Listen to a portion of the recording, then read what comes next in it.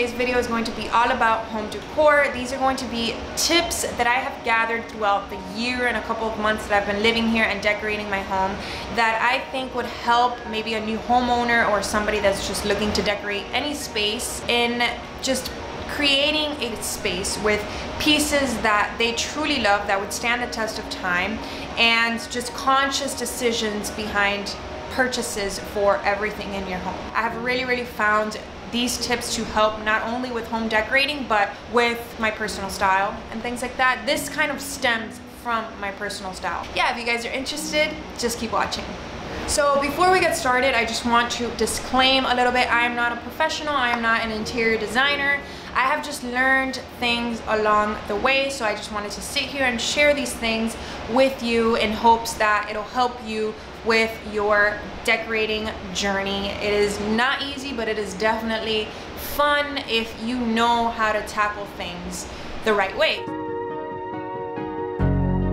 It is very important. Even the most inspirational people that you can think of find their inspiration from somewhere. They get their ideas from somewhere else, and if they're smart about it and they're really good and they're really creative, they take those ideas and they make them their own. So there are plenty of places to find inspiration, obviously from magazines, which are not as popular, but personally I still love to go through magazines, and I occasionally do like to open them up and kind of vamp up my inspiration if I feel like I can't find it anywhere else. But for the most part, my favorite social media for inspiration is Pinterest, because I will pin something and then their algorithm just throws pictures in my feed that they think I would like. So it's an endless amount of inspiration over and over again, fresh new content, no matter how many times I refresh the page. So if you do not have Pinterest, I cannot stress how great it is enough. The first thing that I would do, which is what I did when I decorated my home, and I don't just do this for my home, I do this for everything else. I go to Pinterest and I make a board, and this is what I tell everyone to do. Make a board for each room of your house. Pin things over and over again. Spend a couple of hours a week pinning and just finding things that you are drawn to. This is how you start building your personal style. This is how you start getting familiar with things that call your attention, that you really love, and that you are not going to get tired of in a couple of weeks or a couple of months. So at this point, once you've started pinning a lot, you can kind of create a color palette, and obviously it doesn't have to be something that's uniform throughout. The reason that my house is very neutral and very uniform throughout is because that's just my style. If you guys go on my Instagram, you would see that I like things to look like they belong together, and aside from that, my house is very like open space. It's like an open concept layout, and I had no choice but to make everything kind of flow. So obviously if you have division within your home, you do not have to make everything uniform, but just make sure that you're picking a color palette that you are not going to get tired of. If you have children and you want them to be a part of their room decor, that's different. I'm talking about like the main areas of your home. If you want to add something a little bit more bold or just statement things here and there, we'll get to that in a little bit, but for the most part, the main colors should be things that you're not gonna get tired of. Of course you can repaint in the future, but I'm talking about for your sofa or your furniture colors, things like that. So once you make boards for every room, you kind of want to start seeing patterns within those pictures. So within one room, what pattern do you see throughout everything that you've started pinning, or all of the inspiration that you've gathered? So for me, for example, for my bedroom, I noticed that I was pinning a lot of metal bed frames. I really loved the whole kind of like farmhouse feel of a metal bed frame, but I wanted to add my own twist to it. So I knew for sure that I wanted a metal bed frame. So that is what I ended up getting. So you're gonna notice these little patterns, things that are just repetitive throughout the pictures within each room that you're just drawn to. So that's a good indication that you should purchase something like that for your home. So once you have already found your inspiration, you've gotten all your rooms pinned, and you find a color palette that you're very happy with and very drawn to, that you don't think you're gonna get tired of, and you pretty much already have an idea of your personal style when it comes to decor, it's time to start shopping, but you don't know where to start because you don't really know of any good home decor stores. So something that I recommend when it comes to this is trying to follow home decor bloggers or interior designers that have like Instagrams. One of my favorites is Studio McGee. If you guys don't follow them on YouTube or on Instagram, you definitely should. They can do no wrong. But if you go on any of these interior design Instagrams, you can check for similar pages in the little down tab. I'll show you guys in like a screen recording. But yeah, you can start finding all of these different interior designers or all of these home decor bloggers on Instagram, and you can start seeing what stores they're tagging in their pictures. So then within these stores, once you find things that you really love, this is where you have to start making your wish list. I cannot recommend making wish lists enough. Whenever you want to make more conscious purchases towards anything, I definitely recommend making wish lists. So one of the apps or websites that I really love is ShopTagger. I think I've mentioned them before, and no, this video is not sponsored. I just genuinely really love and always use that app, and all it is one place to make a wish list out of all of the stores that you really love. And they have a lot of different stores that you can use their app on. Sometimes for the more like indie stores or like underground stores, you can't really put something on that wish list, but for the most part you can add almost everything to ShopTagger. But also, don't just make a wish list and then buy it. Sleep on it. You really want to make sure that you absolutely love this. There have been times, for example, with my living room lamp, which I recently got.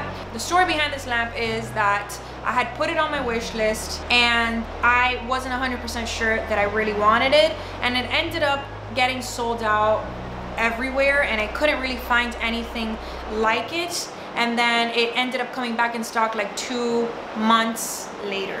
So it was like a total of 3 months, and at first I wasn't 100% sure that I really loved it, but then after I knew that I really wanted it. So you just want to make these wish lists and try your best to sleep on everything. I do this for everything, and I cannot tell you how many times I have slept on something for a couple of days and I just talk myself out of buying it, and like 100% of the time I'm so happy that I didn't purchase it. So this has helped me so much. Try to avoid buying everything in one single store. I think that the more you're exposed to, the better the decorating experience is gonna be. I don't know if you guys can hear this, but the world is ending outside.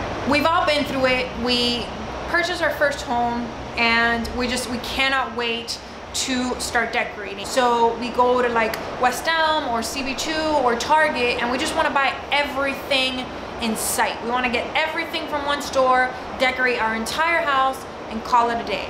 I tried to find things from different stores that I really loved. So this goes hand in hand with taking your time with things, sleeping on stuff, finding many different stores, painting a bunch of different things, and just getting exposed to a lot of different rooms and decor styles. Stores tend to be very trendy. The first thing that you're gonna see when you walk in a store is what's in season or what's on trend, and you're like, oh my god, I just want everything here. I can't stress how much I don't encourage shopping sprees, because you tend to just buy things that you do not need. You're less likely to get tired of things when you have a mix of different stores within your house.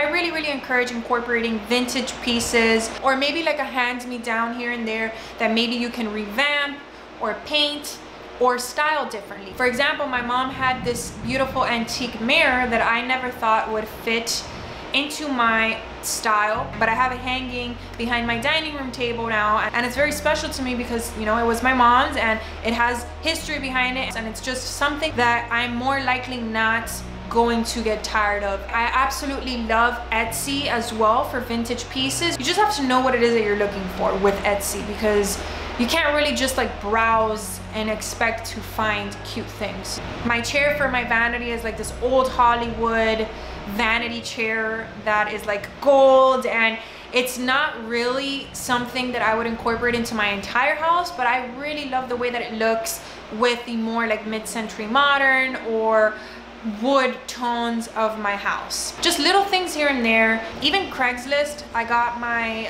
TV console. It's not really a TV console, it's a credenza, a vintage credenza for dirt cheap. I know that it's not something that you could just go in a store and find. Not that there's anything wrong with that. I have my desk, which is a very popular West Elm desk. I have my vanity, which is a very popular West Elm vanity, but I'm just happy that my entire house is not composed of all of these very, very popular pieces that just anyone can get, you know? And this last tip is all about trends. I feel like I've said personal style a million times in this video, but once you have a very, very, very good understanding of your personal style, I like to call it your foundation style, your base style, your classic, things that you gravitate towards, things that you know that you're not gonna get tired of in a year. For me, it's neutrals, white walls, very fresh and airy feeling spaces. Now it's time to play around. And you don't have to stay away from trends. Trends are fun. Sometimes you'll get a trend and you'll love it so much that you'll use it for years and years, and it happens all the time. This is how fashion works, this is how style works, this is how home decor works. For me, I really liked African mud cloth pillows when I first moved into my house. I still think they're very beautiful, but now I lean towards a different style, and I still do love it. I'm just glad that I limited myself to just 1 or 2 pieces for that trend, because now I'm not crazy about it. So I'm glad that I didn't get every single pillow in my house in this print, if that makes any sense. So similarly, if there's a color that you really love, for example, if you want to incorporate like a yellow or a pop of color for the season or whatever it is, get little accessories. For me, I always recommend getting pillow covers as opposed to an actual pillow, because I can just remove the pillow cover and change it with something that's more in season or on trend. So that is everything for this video. I hope that you guys found these tips helpful. Let me know if you have any additional tips down below. I would love to hear from you. I'm learning as I go as well. These are just the tips that I have found that have helped me throughout the 1.5 years that I've been decorating my house. So yeah, thank you guys so much for watching. Don't forget to like and subscribe if you enjoyed, and I'll see you in my next video.